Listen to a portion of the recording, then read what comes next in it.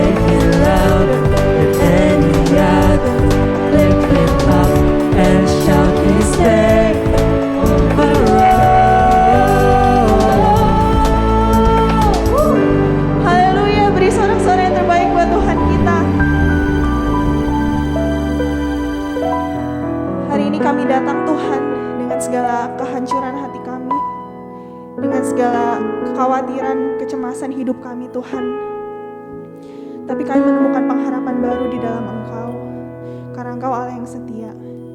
Hari ini kami mau punya satu komitmen baru Tuhan, untuk setia sama Engkau sampai akhir hidup kami, karena kami tahu Engkau yang terlebih dulu setia pada kami Tuhan.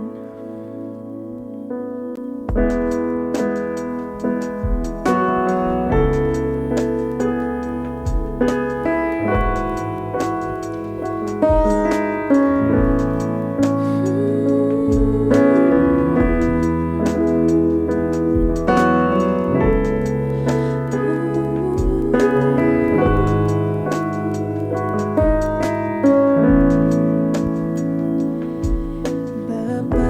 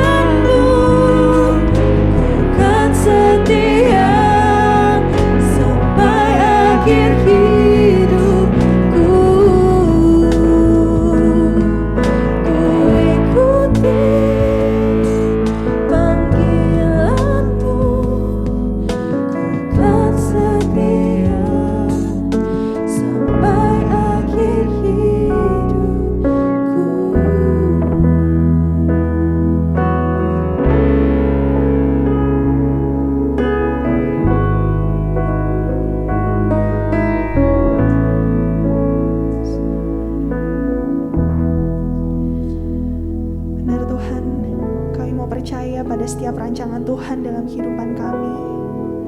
Mungkin banyak jalan yang sulit Tuhan, jalan yang sulit banget buat kami lewatin Tuhan, tapi kami tahu kami gak sendiri. Kami punya Allah yang setia, terus ada bersama-sama dengan kami Tuhan. Karena itu kami juga mau setia Tuhan sampai akhir hidup kami, karena Engkau yang terlebih dahulu setia kepada kami. Terima kasih buat hari ini Tuhan, kami boleh punya satu kesempatan untuk kembali lagi bertemu sama Engkau, buat kembali lagi menyembah Engkau Tuhan dan merasakan hadiratnya Engkau. Kau yang tolong bawa kami lebih dalam lagi Tuhan, karena kami mau mendengarkan firman Tuhan, kami mau buka hati dan pikiran kami Tuhan, menerima setiap perkataan, setiap ucapan yang daripadamu Tuhan, dan biarlah setiap firman yang kami dengarkan hari ini Tuhan boleh terus mengubah kehidupan kami, menjadi semakin serupa sama Engkau Bapa. Terima kasih Tuhan, hanya dalam nama Tuhan Yesus Kristus kami sudah berdoa dan mengucap syukur. Haleluya. Amin. Shalom saudara, selamat datang dan selamat beribadah di Gereja Rehoboth. Kami menyambut Anda sebagai keluarga besar Gereja Rehoboth. Dan berikut adalah info-info penting yang perlu Anda ketahui.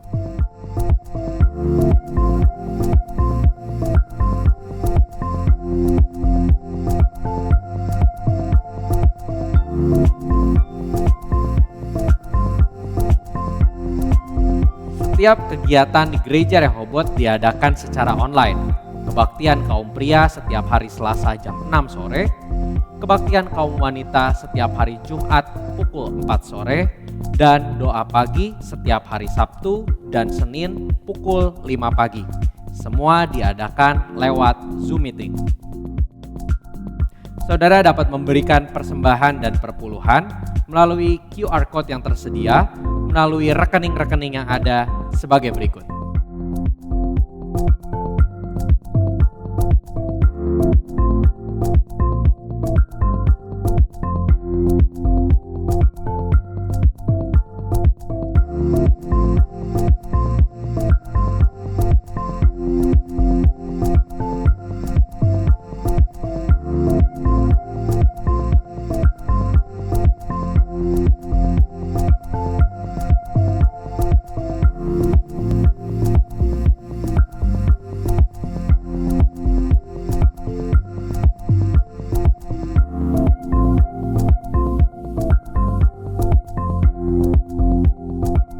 Kami mengundang Anda untuk bergabung bersama dalam kelompok kecil atau Sharon, juga mengikuti renungan pagi spiritual life setiap harinya dan bertumbuh bersama-sama. Mari Gereja Rehoboth, let us be the true disciple. Tuhan Yesus memberkati.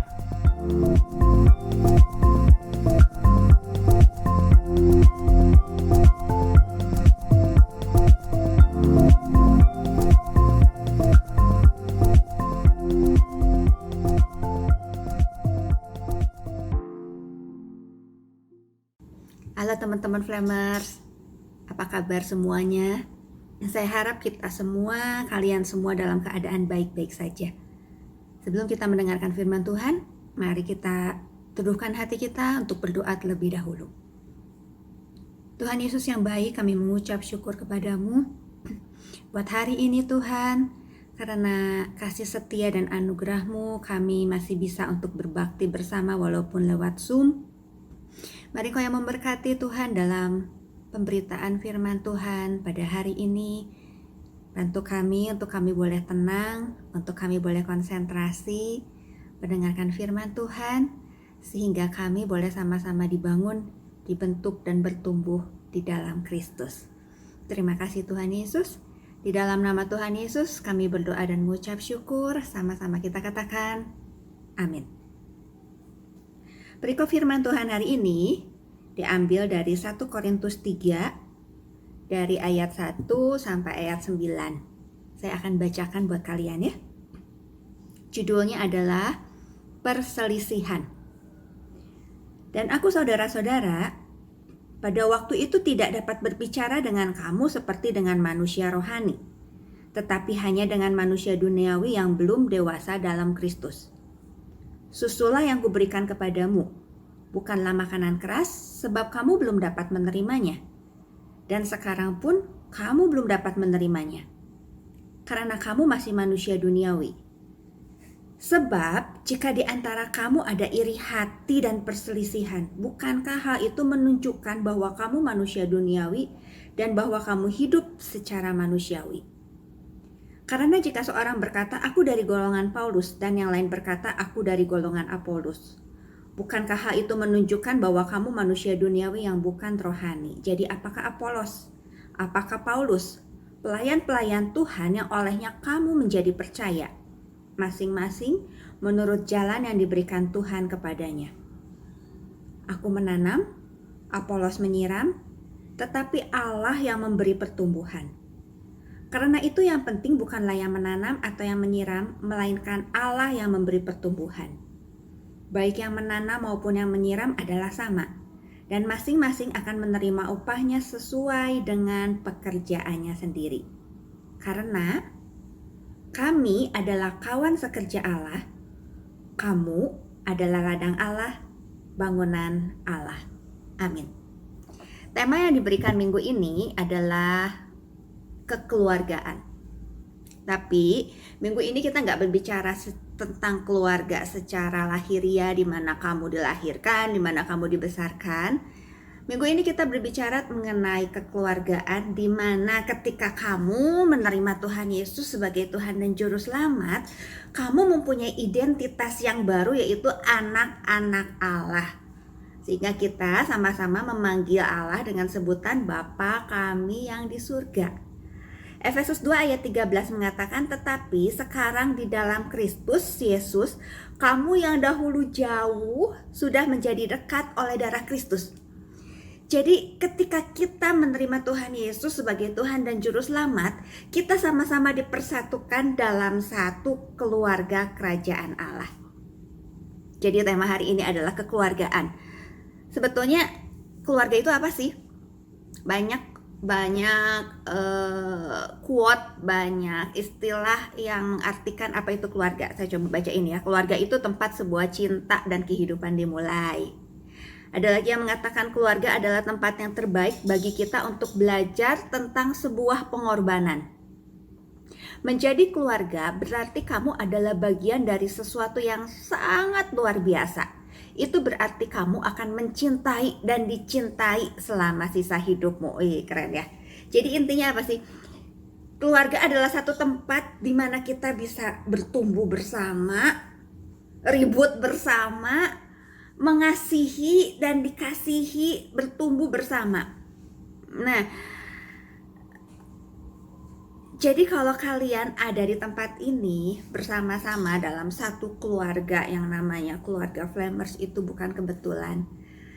Allah ingin menempatkan kamu dalam satu komunitas, dalam satu lingkungan yang disebut keluarga kerajaan Allah, satu identitas baru di dalam Kristus.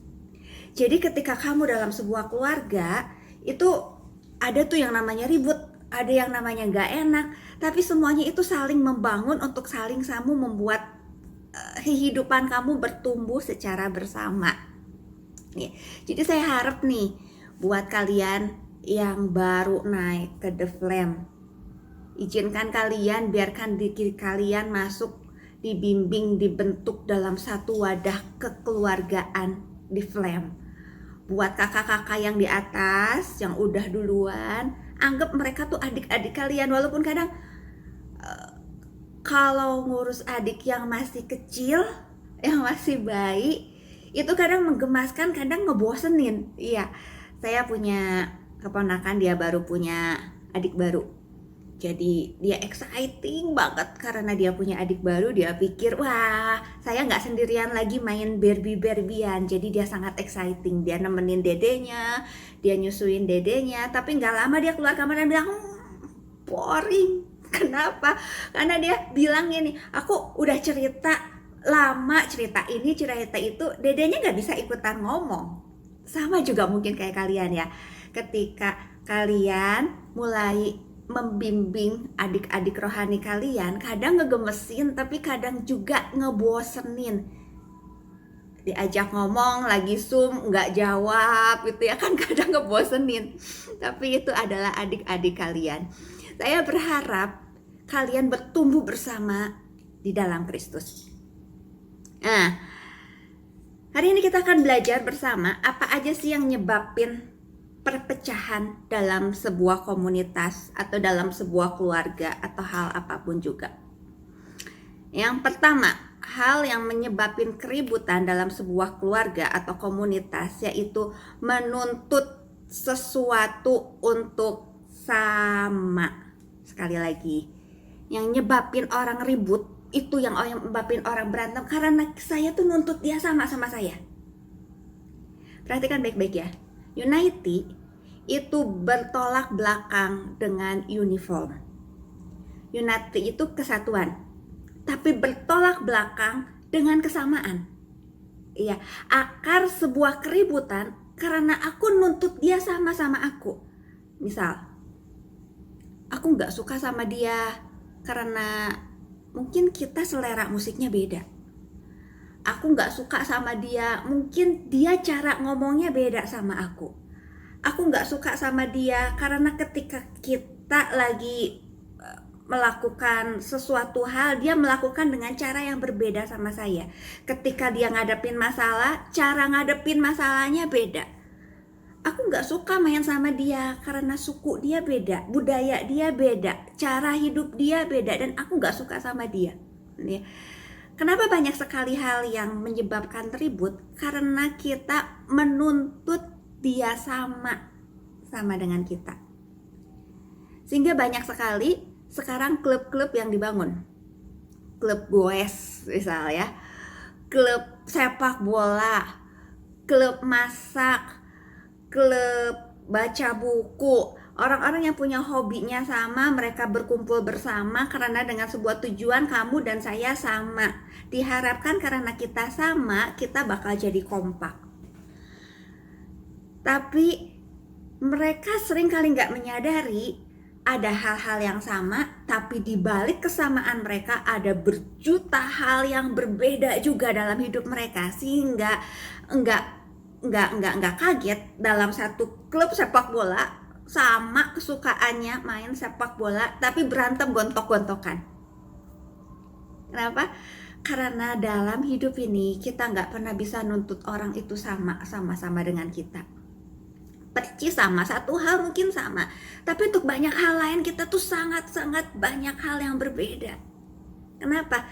Karena Allah kita, dia itu mahir, sangat suka dengan keberagaman. Ada satu ahli ekologi dari Australia namanya Robert May. Dia bilang gini, diperkirakan ada 1 triliun spesies di muka bumi ini. Kebayang ya? Saya tuh kalau nonton film fauna, flora, saya tuh wonder banget sama Allah kita loh. Ikan aja, ikan di laut itu kan dari yang gede sekali sampai ikan-ikan yang Allah ciptakan bentuknya aneh, unik, yang Allah ciptakan tuh di tempat yang gelap sekali, di lautan yang sangat gelap, nggak bisa kedeteksi cahaya, tapi karena itu mereka tuh punya lampu sendiri di kepala mereka, unik sekali. Spesies ikan aja juga banyak sekali. Allah kita tuh dia kreator yang luar biasa. Jadi kalau kita menuntut orang sama kita nggak bisa ngertiin dia. Kenapa dia beda sama saya ya? Kenapa kelakuan dia beda, sifat dia beda, gaya bicara dia beda, kesukaan baju dia beda, dan aku nggak suka sama dia karena perbedaan itu. Dengar baik, ketika kita nggak suka sama orang karena dia beda sama kita, itu artinya kita sedang menghina penciptanya. Saya punya kesaksian yang saya ingat seumur hidup saya. Jadi ketika anak saya masih kecil, anak-anak kecil suka main di playground ya, taman bermain, tempat bermain, dan tempat bermain itu bayarannya sejam. Jadi bayarnya sejam, dihitung berapa saya lupa, kalau nggak salah dulu bayarnya 1 jam 60.000. Nah, saya udah bayar itu 1 jam, udah gitu anak saya masuk. Apa yang dilakukan anak saya? Selama 10-15 menit yang lain udah babur main kemana-mana, dia nggak kemana-mana, cuman ngurusin kaos kaki. Jadi dia pakai kaos kaki, dia buka lagi, dia rasa nggak enak kaos kakinya, dia pakai lagi, dan dia lakukan itu 10-15 menit. Saya waktu itu udah mau marah banget. Kenapa? Saya bayar 60.000, 10-15 menit. Saya cuma nunggu dia untuk dia pakai kaos kaki, udah bayar.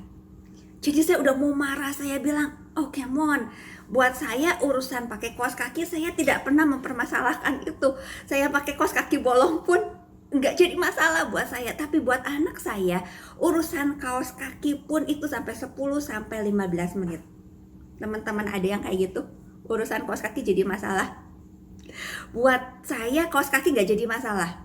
Buat anak saya, kaos kaki masalah banget. Jadi ketika saya mau marah, Roh Kudus dengan baik dia bilang gini, ketika kamu nggak menghormati privasi dia ya, untuk memperbaiki kaos kakinya, kamu sedang tidak menghormati aku sebagai penciptanya. Saya kaget banget loh teman-teman. Saya bilang, Tuhan, cuman urusan kayak gitu aja ya. Tuhan bilang, setiap orang itu beda. Saya punya anak 2, anak saya 2-2 beda. Bahkan kembaran aja juga beda. Kita itu diciptain sama Tuhan bukan kayak pabrikan gitu ya, bikin roti pabrikan tinggal cepluk semua sama, dicetak sama. Enggak. Kamu dan saya itu benar-benar diciptakan dengan sesuatu yang spesial. Kalian itu maha karyanya Tuhan. So semua orang spesial, bahkan adik kakak. Kamu lihat di keluarga pun itu bedanya banyak banget. Adik kakak, papa, mama, satu keturunan, ada yang mirip, ada yang sama. Ada orang-orang yang sukanya tuh tenang sekali, sukanya tenang, gak ada keberisikan, di rumah sunyi, di rumah senyap, gak ada suara. Tapi ada juga orang-orang dalam satu rumah yang sama, dia adalah orang-orang yang membuat suasana rame sepanjang hari. Beda kan? Satu rumah, satu keluarga, adik kakak, bahkan kembar. Jadi ketika kita menuntut orang lain sama kita, itu salah satu hal menyebabkan sebuah keributan. Dan yang uniknya, yang perlu kalian ingat banget, kenapa kalau lihat rumput tetangga lebih bagus, lebih menarik daripada rumput rumah kita? Karena kita lihat rumput tetangga dari jauh. Semakin kita deket, semakin kita juga bisa lihat, oh ternyata rumput tetangga yang saya lihat itu kayaknya bagus, kayaknya permadani hijau gitu ya, maunya tuh tidur di sana. Tapi ternyata saya lihat dari dekat ada cacing juga di sana. Ketika lihat dari dekat ada banyak tanah juga di sana yang membuat saya jadi enggan buat tidur di sana. Ketika saya dekat, saya ngelihat juga ada banyak kotoran, ada banyak tanaman yang busuk di sana yang saya pikir wah bagus banget karena saya lihat dari jauh.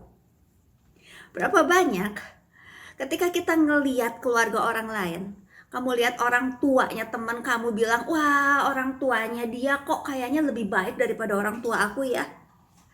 Kok orang tuanya lebih perhatian daripada orang tua aku ya. Kok dia punya cici itu baik. Cicinya aku ngeselin, adiknya aku ngeselin. Karena kamu lihatnya dari jauh. Kok kenapa ya gereja lain kayaknya lebih menarik ya daripada gereja kita, daripada komunitas kita? Karena kamu lihatnya dari jauh. Semakin kamu lihat dari dekat, semakin kamu bakal lihat banyak sekali perbedaan antara kamu dan dirinya. Makanya no wonder kenapa ketika orang kalau lagi pacaran katanya baik, manis semua, ya dia ketemunya seminggu sekali, apel seminggu sekali, 2 jam 3 jam, dia ketemunya dalam kondisi wangi, dia ketemunya dalam kondisi fresh. Tapi ketika dia udah menikah 24 jam, apalagi sekarang lagi PPKM ya, gak kemana-mana, 24 jam ketemu dong, ya. Udah gitu dari bangun tidur sampai tidur lagi, dari terbit matahari sampai tenggelam matahari ketemu. Semakin kamu dekat, semakin kamu bisa lihat perbedaan demi perbedaan antara aku dan dirinya. Tapi hari ini kita sama-sama belajar ya. Perbedaan itu adalah sesuatu yang Allah ciptakan. Perhatikan baik-baik, ingat-ingat. Allah itu jagonya bikin keanekaragaman. Jadi ketika kamu menghargai perbedaan teman kamu, menghargai perbedaan orang tua kamu, itu artinya kamu sedang menghargai pencipta kamu. Oke. Amsal 27 ayat 17 bilang gini. Besi menajamkan besi dan manusia menajamkan sesamanya. Kenapa Allah izinkan ada banyak perbedaan dalam hidup kita? Karena yang pertama, perbedaan itu adalah untuk saling memproses kehidupan kita untuk semakin menjadi lebih baik. Kenapa Allah izinin ada begitu banyak gesekan dalam hidup kita? Kenapa nggak semua orang sama? Karena perbedaan demi perbedaan itu, Amsal 27 ayat 17 berkata apa? Manusia menajamkan sesamanya. Keluarga adalah satu tempat di mana kamu bertumbuh bersama dengan perbedaan yang ada untuk membuat kamu semakin dewasa untuk dalam segala hal. Di mana kamu belajar pertama kali dari kecil untuk berbagi? Di keluarga kan?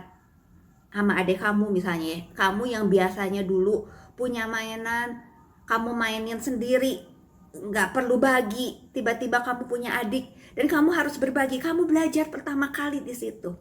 Tapi ketika segala sesuatu berbeda, itu adalah membuat karakter kamu semakin baik. Jadi yang pertama, kenapa ada perbedaan? Karena untuk saling memproses kehidupan kita semakin baik.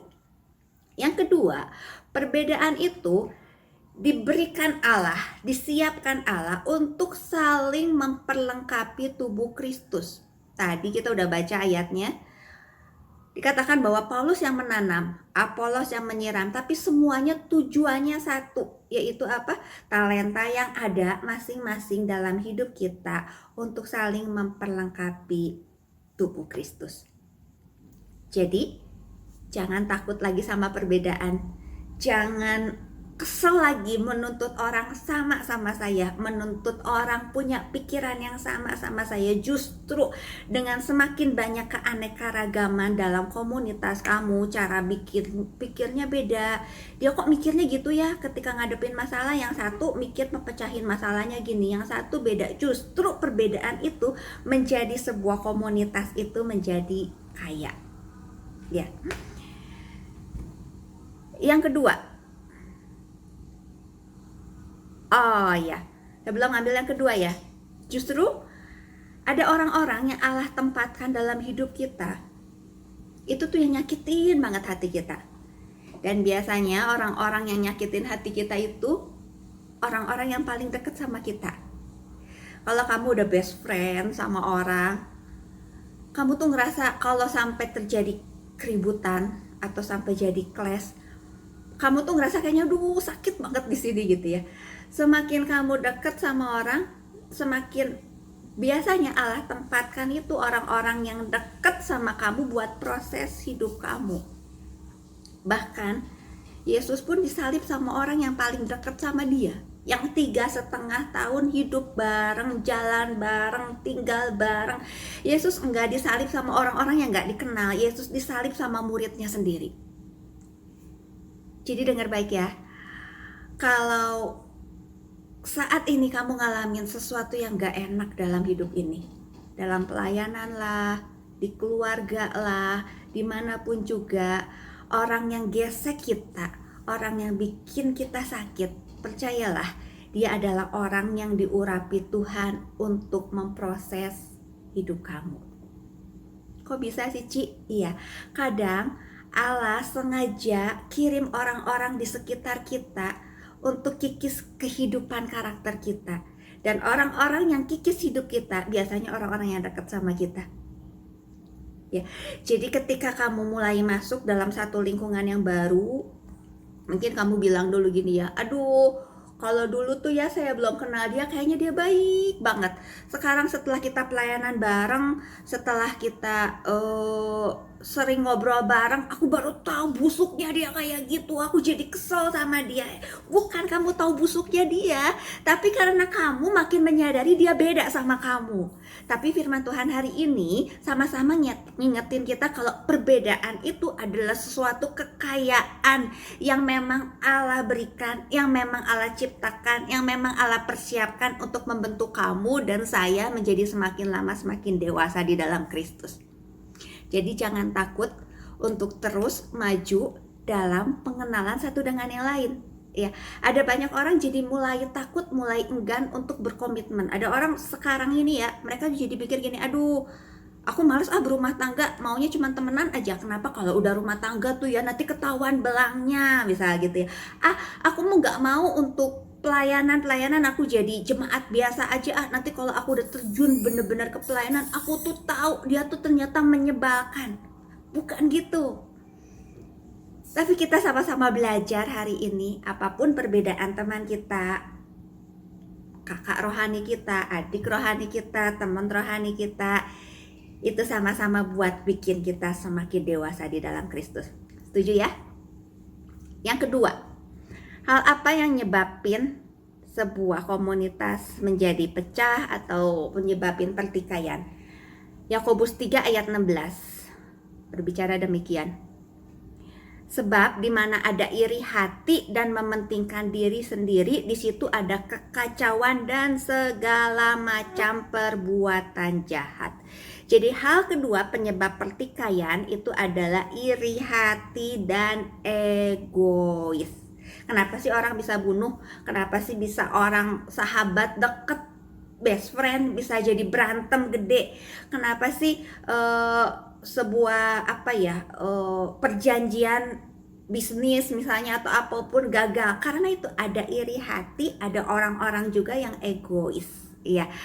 Nah, sumber keributan di mana-mana coba kita cek deh. Kalau nggak ada iri hati, egois. Jadi ada 3 hal hari ini yang kita pelajari bersama, gimana supaya hidup kekeluargaan, kekristenan kita itu boleh berjalan terus sesuai dengan kehendak Allah. Yang pertama, jangan paksain orang sama-sama kita. Hormati perbedaan dia karena perbedaan dia memperkaya hidup saya. Kedua, buang yang namanya iri hati. Ketiga, buang yang namanya mementingkan diri sendiri atau egois. Iya. Gimana caranya, ada ayat terakhir ya, gimana caranya dalam komunitas kita itu bisa saling bangun, bisa saling bentuk. Saya yakin kalau kalian ada di tempat ini bukan sebuah kebetulan. Allah sengaja tempatin kalian untuk kalian bertumbuh bersama. Ayat terakhir Matius 18 ayat 15. Kalau ada orang yang berbuat dosa, tegur dia dengan kasih 4 mata dan bukan dijadiin sumber gosip. Ya, seringkali dalam satu komunitas yang bikin perpecahan itu adalah gosip. Jadi saya rindu komunitas di tempat ini adalah satu komunitas yang sehat, yang saling bangun, saling nguatin, saling doain. Kalau ada sesama kalian yang jatuh dalam dosa, bukannya langsung digosipin kemana-mana, panggil dia 4 mata kayak Matius 18 ayat 15. Tegur dia dengan kasih, sehingga semakin lama kerohanian kita bertumbuh bersama di dalam Kristus. Sekian firman Tuhan hari ini kita renungkan bersama dalam hidup kita sehari-hari. Saya rindu setiap kalian semakin kuat dalam komunitas kalian. Kita berdoa yuk. Kami mengucap syukur kepadamu buat hari ini ya Tuhan. Terima kasih buat keluarga baru yang Allah percayakan buat kami di tempat ini. Mari bantu anak-anakmu di tempat ini sehingga mereka boleh bertumbuh bersama di dalam kasih. Mereka boleh menyadari setiap perbedaan yang ada itu adalah anugerah kekayaan yang Engkau berikan. Mari bantu kami Tuhan, sehingga hati kami bersih ketika kami memandang teman kami bukan dengan iri hati dan dengan tidak mementingkan diri sendiri, tapi kami membangun tubuh Kristus dengan dasar kasih. Kami percaya Allah Roh Kudus, Engkau yang mengikat kami semua di tempat ini sebagai tubuh Kristus. Terima kasih Tuhan Yesus, di dalam nama Tuhan Yesus kami berdoa dan mengucap syukur. Amin. Shalom saudara, selamat datang dan selamat beribadah di Gereja Rehoboth. Kami menyambut Anda sebagai keluarga besar Gereja Rehoboth. Dan berikut adalah info-info penting yang perlu Anda ketahui.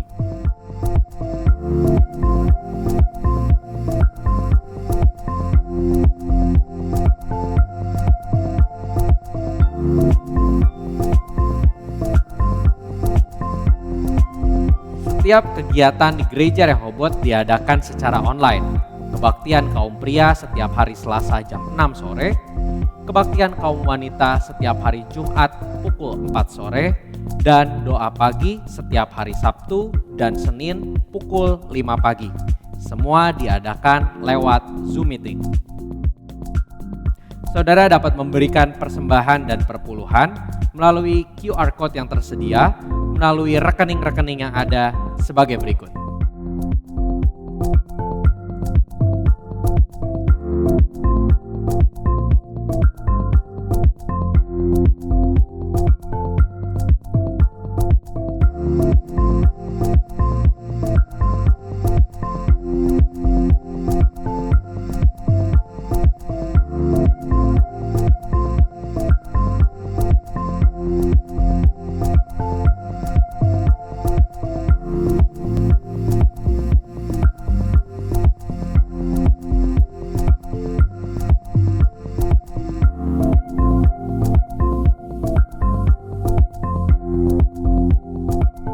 Kami mengundang Anda untuk bergabung bersama dalam kelompok kecil atau Sharon, juga mengikuti renungan pagi Spiritual Life setiap harinya dan bertumbuh bersama-sama. Mari Gereja Rehoboth, let us be the true disciple. Tuhan Yesus memberkati.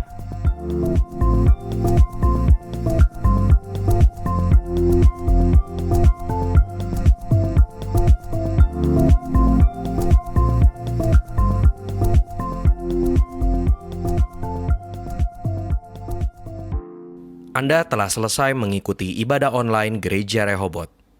Jangan lupa untuk like dan subscribe, dan ketuk lonceng untuk notifikasi pemberitahuan info-info berikutnya. Tuhan Yesus memberkati.